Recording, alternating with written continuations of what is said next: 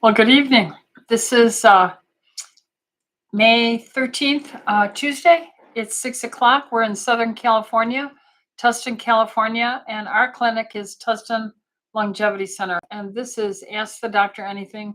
I'm Dr. Ellithorpe, practicing functional medicine, integrative medicine, complementary medicine, alternative medicine, maybe just good medicine is the best way to put it, old time medicine, since the 1970s. So I've been practicing about 44 years, and my father was in food research. I work with a team here of PA Gonzalez and PA Rusk and Dr. Mitchell. All of our clinical experience gives us, maybe close to 70, 80 years of total experience in the world of clinical functional medicine. So we have a lot of experience. Anyway, we had a good clinical meeting this morning. We meet the second Tuesday of every month. So if you try and get a hold of us at 8 o'clock to 10 o'clock on the second Tuesday of every month, we're having our clinical meeting, and all our staff and our clinical group, doctors, nurses, assistants, everyone is meeting to discuss and account for how the prior month went and how we can improve our work, any new science, any new articles, and we discuss them. And today's was very good. We really enjoyed it. PA Rusk and PA Gonzalez, Dr. Mitchell, and I had a wonderful time today going over ivermectin and the 9 different biochemical ways in which it is understood that it inhibits cell rapid replication of cancerous tumors, both solid tumors and non-solid tumors like leukemias. So it was most interesting. And this world has a lot to learn from the natural compounds. And we've had that available and FDA approved for human use since 1987. And I remember prescribing it as a young doctor in the military when I was on active duty. So that is who we are. And we do this every Tuesday at 6 o'clock to 7. We're trying to do this not for treatment, but rather to address questions in general for educational purposes. This is not meant to be specific medical advice to any one patient. I have a lot of patients who are probably on here that will call in, and sometimes I may recognize you. But if I give an answer to your question, remember, I'm not doing this under the auspices of medical management. Call the office so that I have time and a focus to have your chart pulled up so I can make sure there might be any nuances to your personal case. And again, always consult your own doctor for your concerns. But for general information, I think it's very helpful to have a resource for our family and friends to just ask questions. We have 2 ways of doing this. We have our email questions that we get weekly. If you're on our newsletter, which is tlcdoctors.com, tlcdoctors, plural.com, tlcdoctors.com. Get on our newsletter, and then we'll send out a notification that we're going to do this.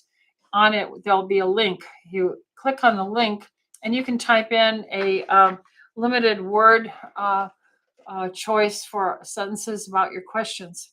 Another way to ask us, if you're on YouTube and you're signed in, you can type in your question, and we'll look at the live questions as they show up.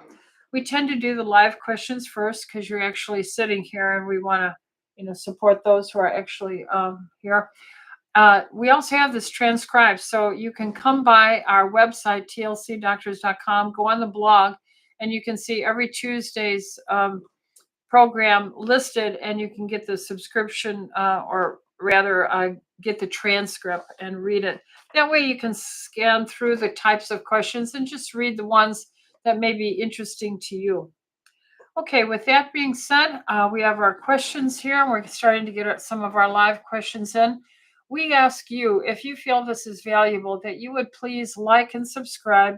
Please share this with your family and friends. Just hit the click on the like button, and that will help us and help our reach to our family and friends to do preventative medicine and try and help keep America healthy again. All right, so our first question is from Gwen. And Gwen says, "Hi, Dr. Rita." Hi, back to you, Gwen.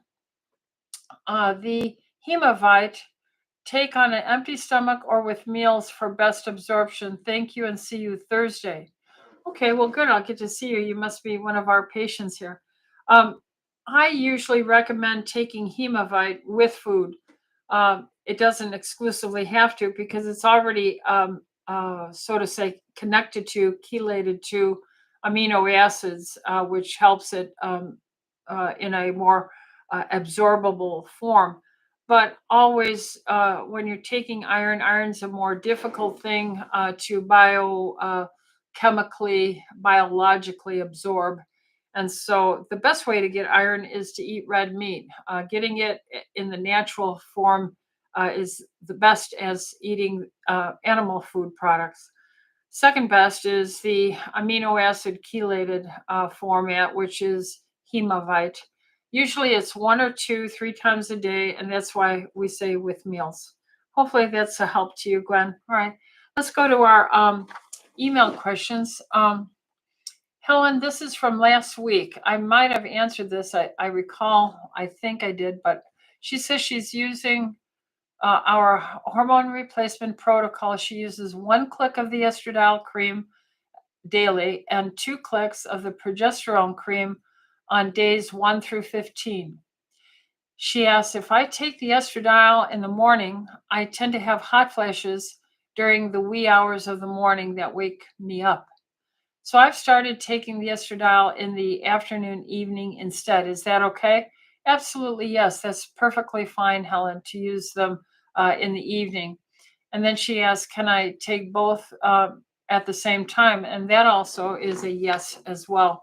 I typically put my estradiol on my face and I put the progesterone on my inner wrist like this, and I rub them together right over the veins that you can see on my wrists for better absorption. So hopefully that will help you, Helen.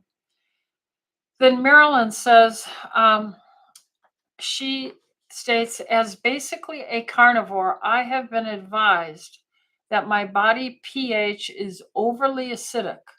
By whom, I ask, and by what standards? Then she goes on to say, likely contributing to excess mucus in my body. And who claims that, and based on what science? Manifesting as nasal congestion. By what scientific report or clinical survey? I've been advised to eat more fruit and vegetables, especially those higher alkaline. I already take Juice Plus, but apparently I'm still too acidic. By whose standard, and who is the advisor, and what is their clinical experience, and how many decades have they been practicing every day with humanity and getting tests on them, both on their blood and on their urine, and some of it involves getting pH values. So this is in the world of the alternative diet, nutritional advice, paraprofessional in general. And we are exquisitely controlled in our pH, roughly between a blood pH of 7.25 roughly to 7.45. Okay. That's an absolute teensy weeny, itsy bitsy yellow polka dot bikini, tiny eeny weeny range. And if you fall out of it, you become very sick and could die. So you have to understand, for those of us who are medical doctors who treat human beings and understand the extreme complexity and dynamics of the human body, to just say you're too acidic is a vast oversimplification of generalities. Okay, to say one food is acidic or one food is more alkaline is an overgeneralization. inside of each cell, there are different organelles. One of these is the lysozyme, and in the lysozyme, it contains materials like xanthine oxidase, very potent superoxide dismutase, powerful acidic elements that God put there to kill off bacteria, invaders. It's extremely rich in your immune system.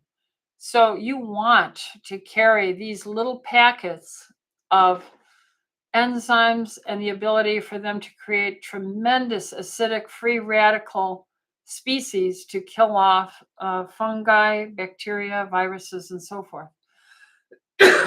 Therefore, are they saying that you're too acidic from having too much lysosomal superoxide dismutase or uh, catalase or other of these lysosomal components?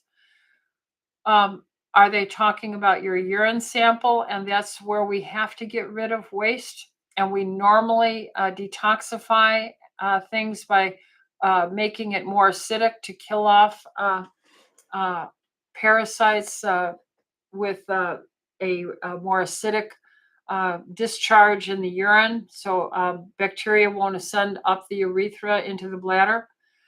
Are we talking about the stool pH, which tends to be on the slightly acidic side? Anything roughly above 7 in the stool tends to be more concerning. So where are they talking about? So in general, I'm using this lovingly, Marilyn, to say, you don't just say to someone, I think you're too acidic. These are opinions about the diet, about the body processing foods, amino acids, proteins, fats into fatty acids. These are essential for life. There is no essential requirement for fructose, fruit sugar. There is no essential requirement for carbohydrate starches. And so there's this war that goes on between the plant-based recommendations and the more animal-based recommendations in the diet, like a carnivore diet versus a vegan diet. And then in between those two extremes are all the variations. And you'll hear the conversation that the more animal food you eat, the more acidic you are. The more plant food you eat, the more alkaline you are. This is theory. This is frank theory. And what you have to do is ask the person what scientific article is being quoted. Don't ask for the doctor's name, because often even doctors don't have enough chemistry, biochemistry, cell physiology, organic chemistry to discuss these issues.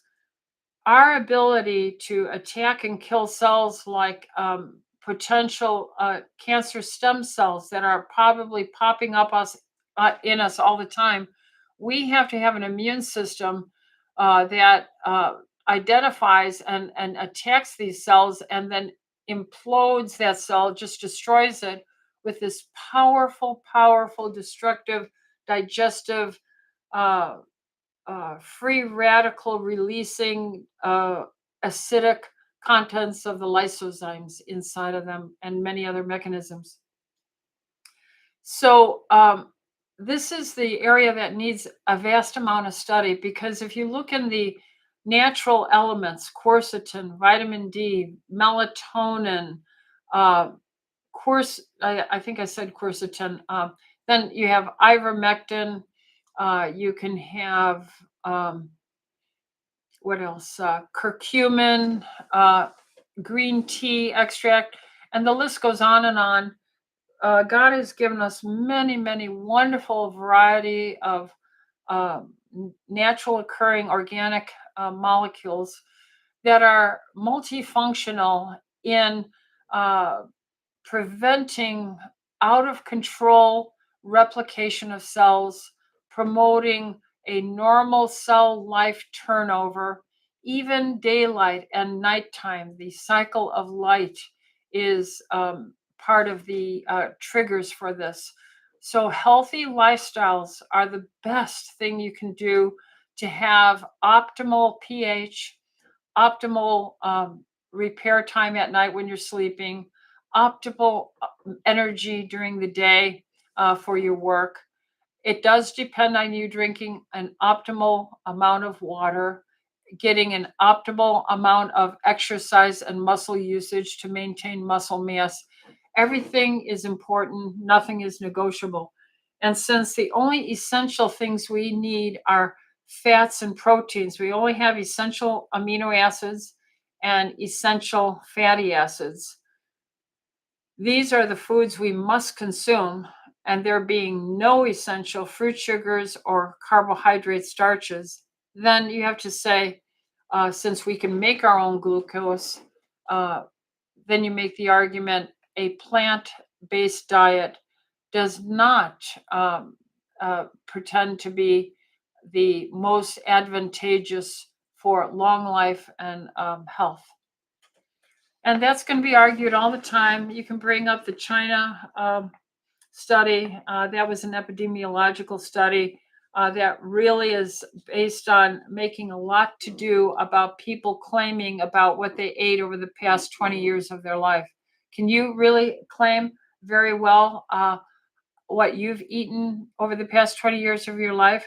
Well, maybe with more and more science and awareness on this, we can, but uh, memory of diets is the most inferior form of scientific endeavor and reporting. Therefore, these epidemiological studies, of which almost most nutritional advice and books are made of, and documentaries are pretty foolish. And you can get a population of people to say almost anything you want, and then you have your documentary that says, well, this method of eating is the best and makes you live the longest. It's a magician. I want to find the truth, so I see the value